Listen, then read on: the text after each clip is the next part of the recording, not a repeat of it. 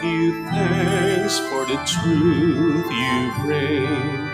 Fill our minds, stir our hearts, move our being, nourish our spirits. Make us one body with the living Word of God. Make us one body with the living Word of God. Good afternoon, my dear brothers and sisters, and welcome to the Minor Basilica of Our Lady of the Rosary of Manaoag. We begin our celebration. We gather in the name of the Father, and of the Son, and of the Holy Spirit. Amen. The grace of our Lord Jesus Christ, and the love of God, and the communion of the Holy Spirit be with you all. And with your spirit. Sisters and brothers, let us now acknowledge our sins, and so prepare ourselves to celebrate the sacred mysteries. Together we say, I confess to Almighty God, and to you, my brothers and sisters, that I have greatly sinned in my thoughts and in my words, in what I have done and in what I have failed to do, through my fault, through my most grievous fault. Therefore I ask Blessed Mary, ever Virgin, all the angels and saints, and you, my brothers and sisters, to pray for me to the Lord our God. May Almighty God have mercy on us, forgive us our sins, and bring us to everlasting life. Amen. Lord, have mercy. Lord, have mercy. Christ, have mercy. Christ, have mercy. Lord, have mercy. Lord, have mercy. Let us pray. May your grace, O Lord, we pray, at all times go before us and follow after, and make us always determined to carry out good works. Through our Lord Jesus Christ, your Son, who lives and reigns with you in the unity of the Holy Spirit, God, forever and ever. Amen. Please be seated. A reading from the letter of St. Paul to the Ephesians. Brothers and sisters, in Christ we were also chosen, destined in accord with the purpose of the one who accomplishes all things according to the intention of his will, so that we might exist for the praise of his glory, we who first hope in Christ. In him you also, who have heard the word of truth, the gospel of your salvation, and have believed in him, were sealed with the promised Holy Spirit, which is the first installment of our inheritance, toward redemption of God's possession, to the praise of his glory. The word of the Lord. Thanks be to God. Bless the people the Lord has chosen to be his own. Bless the people The Lord has chosen to be his own. Exalt you just in the Lord. Praise from the upright is fitting. Give thanks to the Lord on the harp. With a 10-string lyre chant his praises. Bless the people the Lord has chosen to be his own.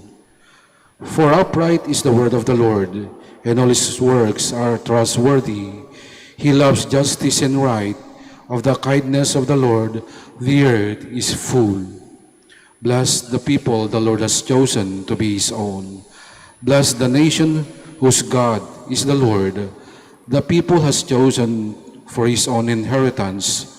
From heaven the Lord looks down, he sees all mankind. Bless the people the Lord has chosen to be his own. Please stand.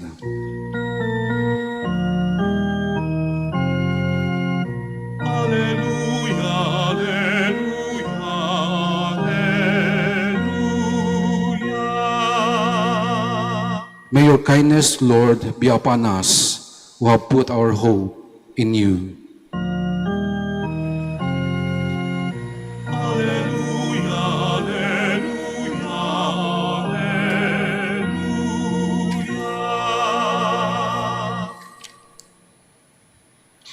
The Lord be with you. And with your spirit. A reading from the Holy Gospel according to Luke. Glory to you, O Lord. At that time, so many people were crowding together that they were trampling one another underfoot. Jesus began to speak first to his disciples. Beware of the leaven, that is, the hypocrisy of the Pharisees. There is nothing concealed that will not be revealed, nor secret that will not be known. Therefore, whatever you have said in the darkness will be heard in the light, and what you have whispered behind closed doors will be proclaimed on the housetops. I tell you, my friends, do not be afraid of those who kill the body, but after that can do no more. I shall show you whom to fear.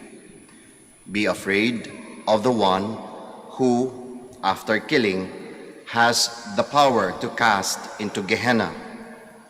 Yes, I tell you, be afraid of that one. Are not 5 sparrows sold for 2 small coins? Yet not one of them has escaped the notice of God. Even the hairs of your head have all been counted. Do not be afraid. You are worth more than many sparrows. Brothers and sisters, the Gospel of the Lord. Praise to you, Lord Jesus Christ. Please be seated. Magandang hapon po sa ating lahat. Meron po akong ibabahagi sa inyo na konting tradisyon or kostumbre namin sa aming formation sa pagpapari. The moment po napapasok kami sa seminaryo, ang ginagawa po namin, sinusulatan namin ang aming mga damit, ang aming mga t-shirt. Minamarkahan, ika nga. Ang nilalagay doon, yung taon, kung kailan ka pumasok, at kung ano yung number mo from the eldest. Ang number ko po noon ay 0213 kasi pumasok po ako nung naging novice po ako 2002 at pang 13 po ako mula sa eldest ng aming grupo, kaya 0213. Napaka-importante sa amin nung marka na yon sa aming mga damit kasi doon nagkakakilanlan kung kanino ang mga damit na yon. Alam mo kung sa'yo ang mga damit na yon sa pamamagitan lamang ng marka na yon. Titingnan lang namin anong number niyan, ay sa kanya yan. Meron na agad identification doon sa marka na yon. And that was something very important. No? Hindi pwedeng mawala yun. Ano? Kasi yun nga yung indication na sa'yo yun. Kaya nga kapag ka medyo nabubura o nagfe-fade na yung number, susulatan ulit. Susulatan ulit. Kasi pwedeng maligaw ang mga damit namin sa dami namin sa grupo, ano? Tapos sabay-sabay yan, nilalabhan yung mga damit. Minsan nagkakaligawan. Kaya minsan makikita mo yung damit mo, parang akin yun ah. Titignan yung number. Oy, akin nga. Minsan naiinis ka pa. Minsan nagagalit ka nga kasi ginamit. Alam naman niyang may number yun. Ginamit pa niya talaga. Di ba? Kasi nga may marka. Kasi dahil sa marka na yon, nasasabi mong akin yun eh. It has a character that is mine. Naalala ko tuloy yung isang t-shirt namin dati na may pinagawa kaming t-shirt sa seminary. And ang nakasulat doon, kasama ako. Doon sa malaking imprenta, kasama ako. Na one of the seminarians has a friend na binigay niya yung damit na yun doon sa kanyang friend. Kaya when one of the gatherings happened, nagtaka sila, bakit nandun yung t-shirt na yun? Hindi naman kasama yun sa kasama ako. Dapat tayo-tayo lang yun. Pero nandun. Kaya yung iba kung ano na lang yung inis, kung ano na lang yung galit, dapat hindi binigay, dapat atin-atin lang yun kung saan tuloy napunta. May marka nga kasing nagde-determine na amin lang yun dahil lang doon sa marka na yun. Napaka-importante din pala talaga ng mga marka. Kaya nga ang salita ni San Pablo, the letter of St. Paul to the Ephesians, is something that is worthwhile listening to. Ano ba kasi sinabi niya? Sabi niya, we were sealed by the Holy Spirit and have believed in Him and were sealed with the promise of the Holy Spirit. Ang ibig niya sabihin, lahat tayong nananampalataya sa Diyos, minarkahan ng Diyos, sealed by the Holy Spirit. Lahat tayo may marka ng Diyos. Whoever we are, whatever we did in our life, merong marka ng Diyos. And that mark is something that is permanent. At yung character na yon, nagsasabi that we belong to God. We do not belong to anyone else dahil dun sa marka na yon. And that is something very important to God. Na kapag nawala yung marka na yon, nalulungkot ang Diyos. Nag-aalala ang Diyos. Kaya tutulungan tayong mabalik ulit ang marka na yon. Because we were very much sealed by God, telling all of us that we belong to Him. No wonder why sa ating ebanghelyo na nabasa, ang sabi ng ating Panginoong Jesucristo, even the hairs of our head is counted by God. Markado ng Diyos. May markang Diyos. No wonder why in the beginning of the scriptures, it tells us that we have the image, or we are made in the image and likeness of God. Each and every one of us, may marka ng Diyos. Kahit ano pa yung sitwasyon natin ngayon, nagkasala man tayo, nagkamali man tayo sa buhay, naglugmok man tayo sa kahirapan ngayon, markado tayo ng Diyos. We belong to God. And that is something, a very strong message for all of us that would make us think that we are someone very important, because that mark comes from the love of God. Minarkahan tayo ng Diyos kasi mahal niya tayo. He tells all of us, you belong to me, you are mine, because I love you. Kahit ano pa yung estado ng buhay natin, nandyan yung marka na yon. Kaya nga, kapag ka nawala, kapag ka natakpan ang marka na yon, nakakalungkot. Pero nangyayari. Hindi ba? Minsan napapalitan natin yung marka na yon. Kaya nga minsan sinasabi natin, ay, mukhang pera. Ay, pinalitan ng marka. Markang pera na yung markang Diyos. Bakit? Yun yung inuuna, yun na yung nasa puso, yung pera. O, diba? Nag-iba na yung marka. And it could be also other reasons na nawawala ang marka na yun. Pwedeng natakpan ng ibang marka. Yung nga sinasabi ko, pwede ring, parang yung kwento namin, pwede ring inilipat o binigay sa iba. Yung pagkatao natin, iba sa Diyos. At alam natin kung ano yung iba sa Diyos, di ba? Ayun naman yung sinasabi ng ating Panginoong Jesucristo sa kanyang turo sa kanyang mga disipulo, sa narinig natin ngayon. We go to Gehenna. Ibinigay natin sa iba. Ibinigay natin sa impyerno. Parang ganun yung sinasabi niya, hindi ba? Kung nawawala ang marka na yun. Kaya ang hamon siguro sa atin sa araw na ito is to appreciate that mark of God for us. Huwag nating baliwalain yon. Huwag nating sabihin dahil makasalanan na tayo, we do not anymore belong to God. We still belong to God. That mark is very much permanent with us. Kaya ang hamon, kung nagkakadungisan man yung mga marka na yon, ano yung ginagawa natin para lumutang muli ang marka ng Diyos sa mga buhay natin? Ano yung mga bagay-bagay na sa tingin natin nagpapalabo sa marka na yon o nagtatakip sa marka na yon? Ano ba yung mga bagay-bagay na ipinapalit natin doon sa marka na yon ng Diyos na kailangan nating alisin upang lumutang ang marka ng Diyos sa mga buhay natin? Nang sa gayon, pag nakita tayo ng Diyos, naalala niyo yung kwento, no? Doon sa Ebanghelyo, na kumatok sila sa pintuan at anong sinabi sa kanila? Go away, I do not know you. Baka ganun ang sabihin sa atin ng Diyos kasi iba na yung mga marka natin. Go away, I do not know you. You do not have my mark. Kaya palutangin natin ang marka ng Diyos sa mga buhay-buhay natin. Hindi lamang sa mata ng Diyos, kundi sa mata ng bawat isa. Kaya siguro yun yung maging barometer natin o pwede nating maging benchmark. Kung nandyan ba yung marka ng Diyos sa mga buhay-buhay natin.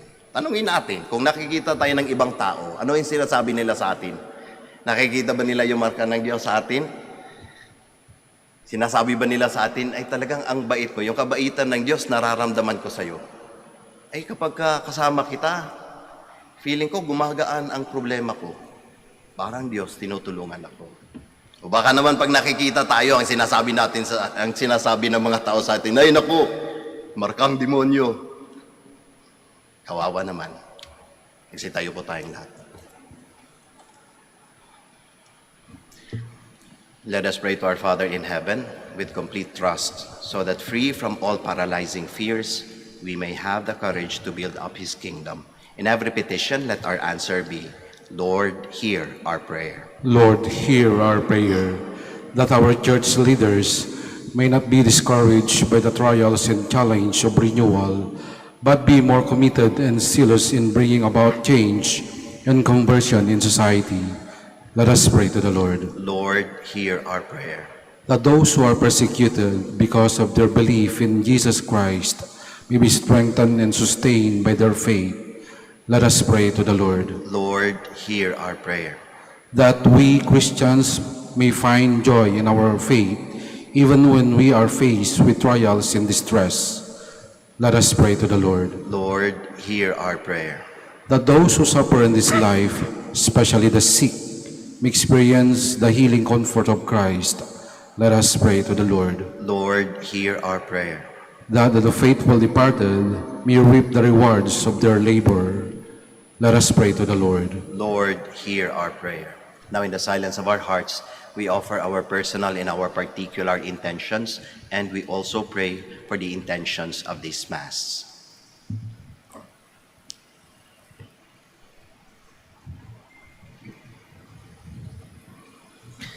Father of all times and seasons, give us courage and strength that we may persevere in doing good. We ask this through Christ our Lord. Amen. Please be seated.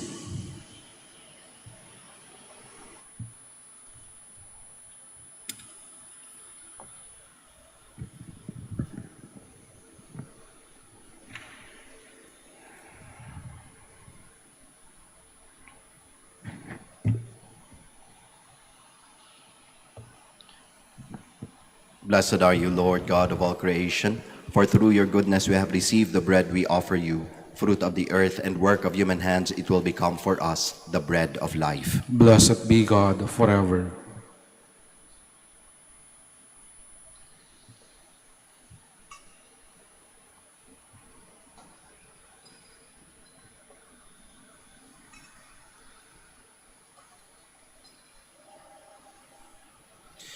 Blessed are you, Lord God of all creation, for through your goodness we have received the wine we offer you. Fruit of the vine and work of human hands, it will become our spiritual drink. Blessed be God forever. Humble spirit and contrite heart may we be accepted by you, O Lord, and may our sacrifices.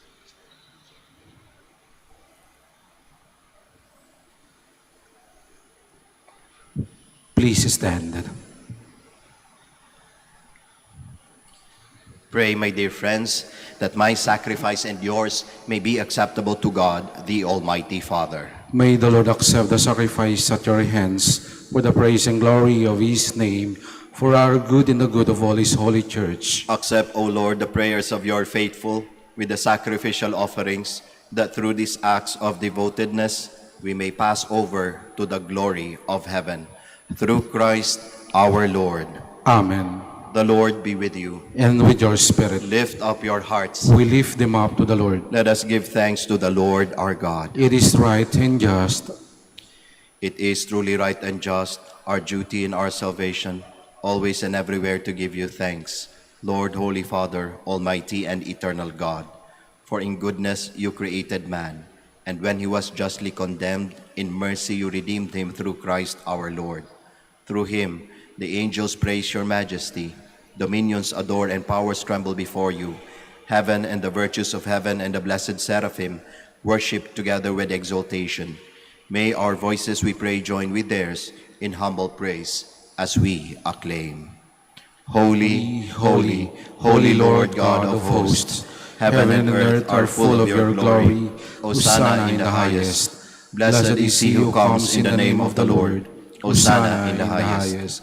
Please kneel. You are indeed holy, O Lord, the fount of all holiness. Make holy, therefore, these gifts, we pray, by sending down your Spirit upon them like the dew fall, so that they may become for us the body and blood of our Lord Jesus Christ.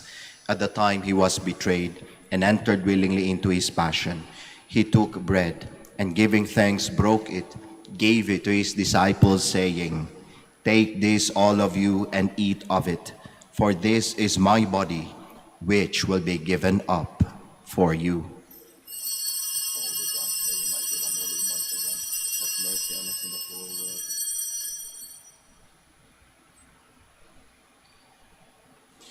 In a similar way, when supper was ended, he took the chalice, and once more giving thanks, he gave it to his disciples, saying, "Take this, all of you, and drink from it, for this is the chalice of my blood, the blood of the new and eternal covenant, which will be poured out for you and for many, for the forgiveness of sins. Do this in memory of me."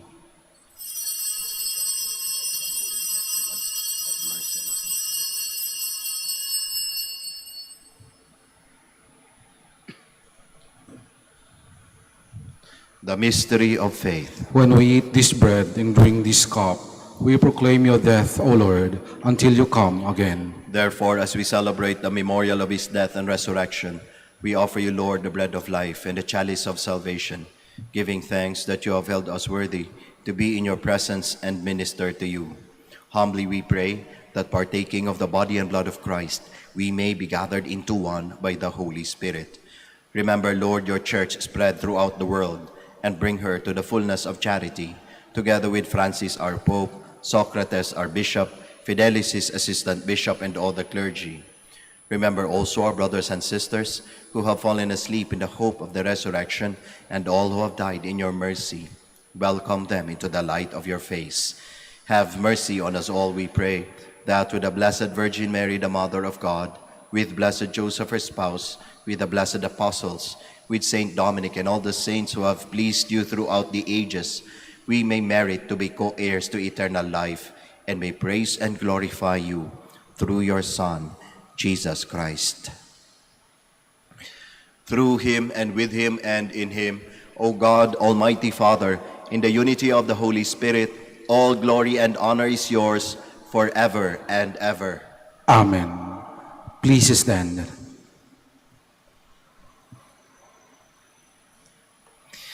At the Savior's command and formed by divine teaching, we all dare to pray.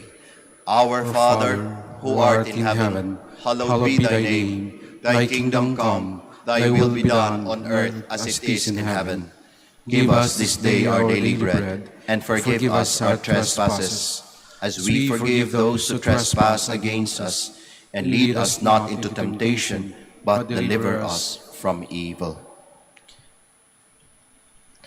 Deliver us, Lord, we pray, from every evil. Graciously grant peace in our days, that by the help of your mercy we may be always free from sin and safe from all distress, as we await the blessed hope and the coming of our Savior, Jesus Christ. For the kingdom, the power, and the glory are yours, now and forever. Lord Jesus Christ, who said to your apostles, "Peace I leave you, my peace I give you," look not on our sins, but on the faith of your church, and graciously grant her peace and unity in accordance with your will, who live and reign forever and ever. Amen. The peace of the Lord be with you always. And with your spirit. We offer each other the sign of peace. Peace be with you. Peace be with you.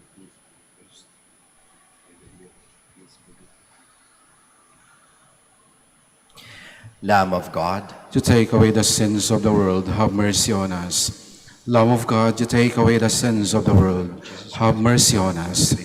Lamb of God, you take away the sins of the world, grant us peace.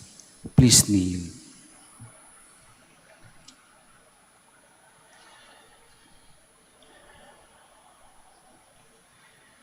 behold Jesus, the Lamb of God, the Son of Mary. Behold him who takes away the sins of the world. Blessed are those called to the supper of the Lamb. Lord, I am not worthy that you should enter under my roof, but only say the word, and my soul shall be healed. Corpus et sanguinis Christi custodi me in vitam aeternam.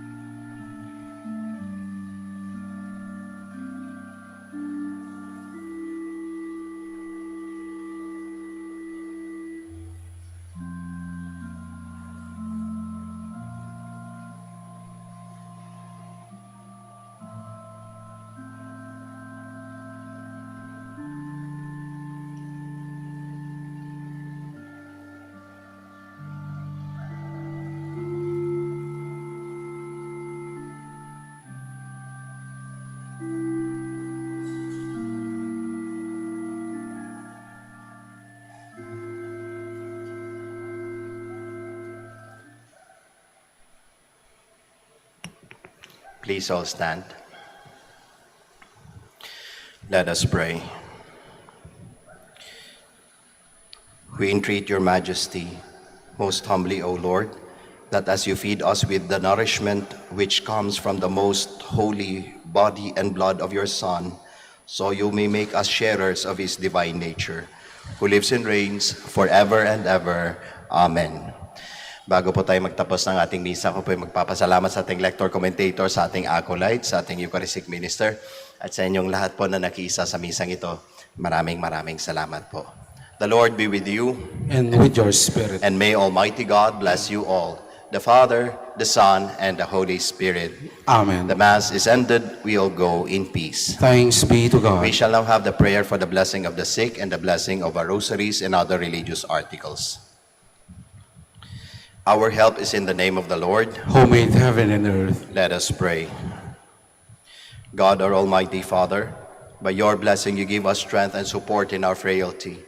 Turn with kindness towards our brothers and sisters. Free them from all illness and restore them to good health through the intercession of Our Lady of the Rosary of Manaoag, so that, in the sure knowledge of your goodness, they will gratefully bless your holy name. We ask this through Christ our Lord. Amen. In memory of the mysteries of the life, death, and resurrection of our Lord Jesus Christ, and to the honor and glory of the Blessed Virgin Mary, Mother of Christ and Mother of the Church, Our Lady of the Rosary of Manaoag, may these rosaries, images, candles, oils, and other religious articles, our devotees and pilgrims, be blessed and made holy. In the name of the Father, and of the Son, and of the Holy Spirit. Amen. Amen.